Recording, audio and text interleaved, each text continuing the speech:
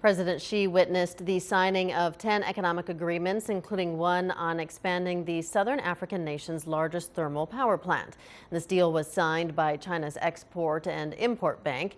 It will provide more than $1 billion for the 600 megawatt expansion of Hwanghae Thermal Power Station. The work will be undertaken by Chinese firm Sino-Hydro Corp. The agreements also include the construction of a new parliament building and a pharmaceutical warehouse. Meanwhile, China's Exim Bank will also provide a loan to state-owned telephone firm Tel1 to install optic fiber for internet broadband. China is Africa's largest trading partner, and the trade volume between them amounted to $220 billion in 2014.